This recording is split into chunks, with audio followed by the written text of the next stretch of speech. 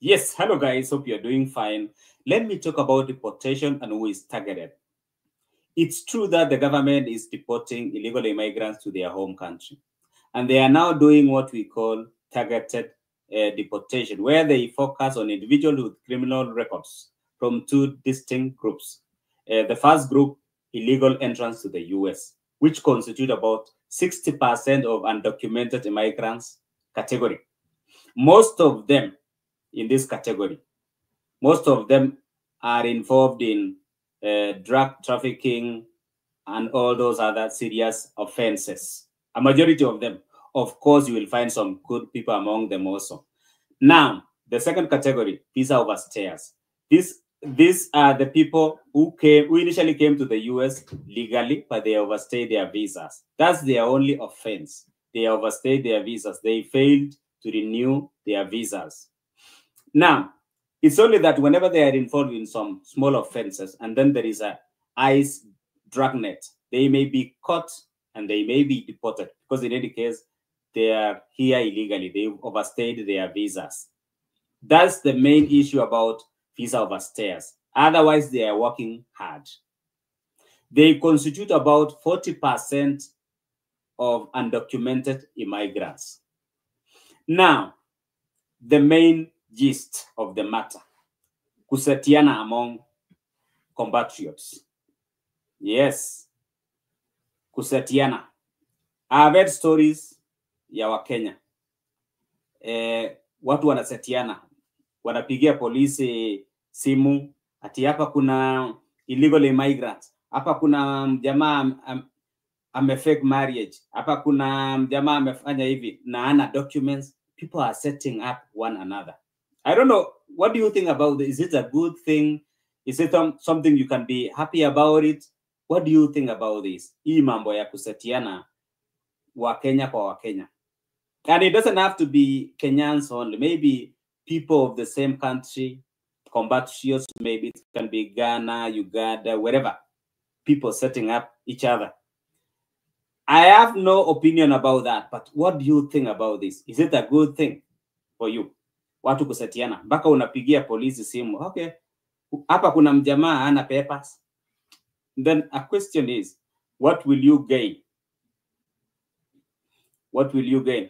Now, visa overstayers should not lose hope. If you've overstayed your visa, you still have an opportunity. Whereas he kama illegal entrant, visa overstayer is able to adjust his status, maybe through marriage, legal and valid marriage, through also Islam, whatever, also through what? Getting a work permit. And then eventually, you can be able also to get a green card.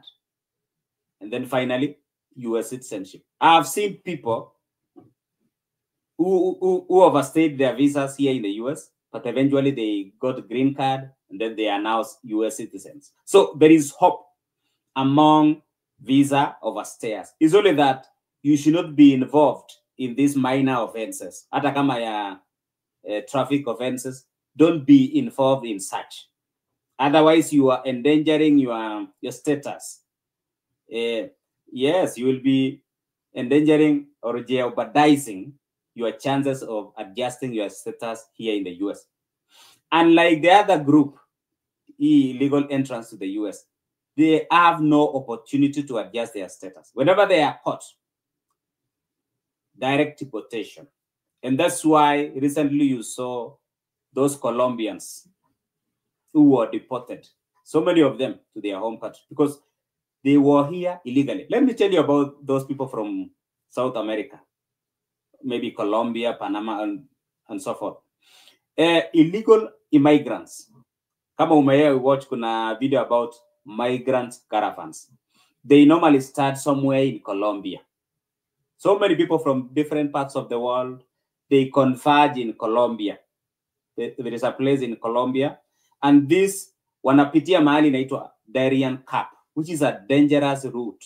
Most of the time, they don't make it. Okay, I'm not saying that. Yani, let's say, for example, in 2024, about 1,500 migrants wenye walipitia Darién Gap, which is a gap between Colombia and Panama. It's a forest. There is no highway, there is no road. Watu lazima wapitie mguu kwa forest. About 1,500 people died. About 15,000 got lost. Haijulikane kama walikufa.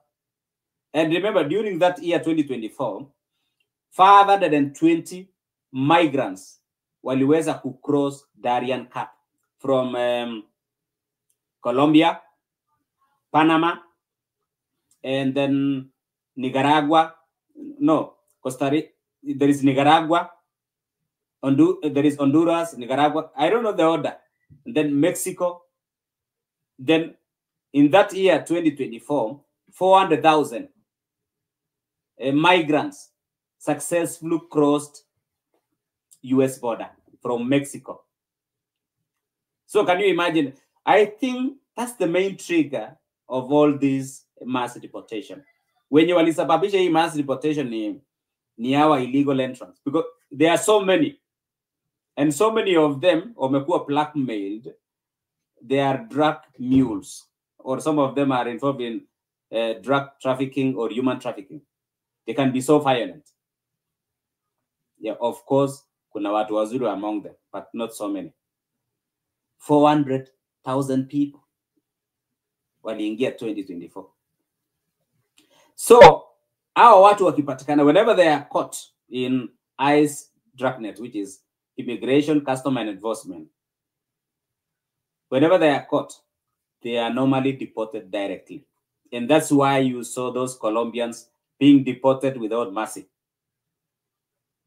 Yes, I know there are some Kenyans when you want papers up in US who have no documents, but they've overstayed their visas. Yes, they came in legally, and they have the opportunity to adjust their status. Through what? Wacha niseme kwanza. Marriage, Islam, hata ingawa ilifungwa, ama getting work permit, and then being sponsored by that company to get a green card. Lakini hii mambo ya Kusetiana ilitoka wapi jamani? Mpaka some Kenyans are so happy when people are deported. I remember there is somebody who posted on Facebook about mass deportation happening, and the fact that about 1,200 Kenyans will be deported. Some people were so happy. They were saying that, okay, they should come home so that we all pay taxes here. Walikuwa nafurahia sana vile watu wanakuwa deported. I think you are so wicked. Mbona unafurahia mtu akiwa deported? You don't know the circumstances which led to that person having what? Visa overstay. You don't know. You don't understand that. So don't be happy when somebody is facing misfortunes. Remember, these other people are having families. Hata kama wako undocumented, they have families. I'm not defending those who are engaged in criminal activities. No, I'm talking about normal people who are trying to make their ends meet and help their families. Why do you set them up? What will you gain? And that's why I've come to think that, okay, where I live, hakuna Wakenya.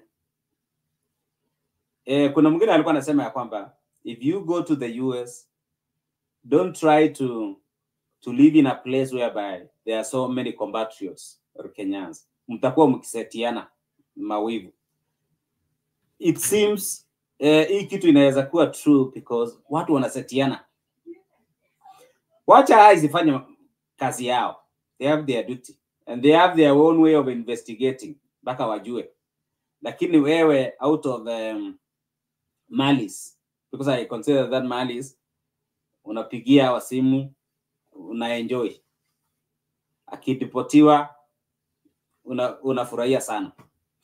Vile, at the same times, Kenyans who are still in Kenya, don't rejoice when somebody is deported. Yeah. Don't rejoice. Yeah.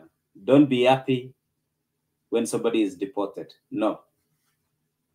Yep. Don't be happy. And once again, these people are only targeting undocumented migrants, and they can be from two groups: illegal entrance to the US, of which were Kenya wengi hawaingi. Kenyans will not fall under this category of illegal entrance, but people from Senegal 3%, Cameroon 2%, they fall under that category. People from Senegal and Cameroon, for some reasons, they travel by ship to what? To where? To a place in Colombia. There is a name. In Colombia. Let me look. There is a place in Colombia. It's called Negocli in Colombia. Wanaenda by ship. And then from there, they start now, wanapitia port to a certain town. Kuna town inaitwa nini hapa? Kuna a small town, Akshandi. They pay $50. And then wanaendelea. Wanapitia to Darién Gap. Some of them may not make it. So, why am I saying this? Kenyans hawapiti route ya Darién Gap. They are not passing through Darién Gap. Most of them need visa overstayers, which is understandable because it's not permanent. One can adjust his or her status. Naigwa, tunaiguana. So mambo ya Kusetiana, naona si poa. Okay, some of us we are citizens of this country. Tuko citizen US. Yeah, some wengine wako permanent residents, so they are safe. Even with that, usifurahie mwenzako akiwa deported. Hata kama wewe ni citizen. No. Usifurahie.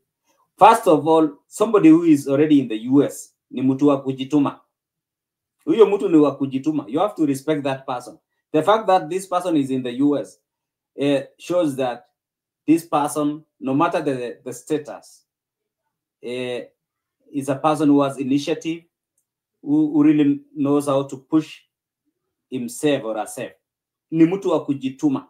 Is a hardworking person. Sorry for that. Huyu mtu ni hardworking.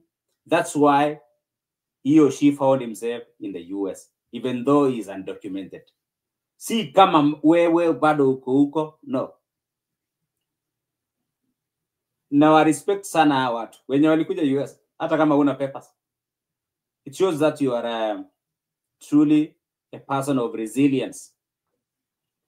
And then now you mwenye ana papers, you are undocumented.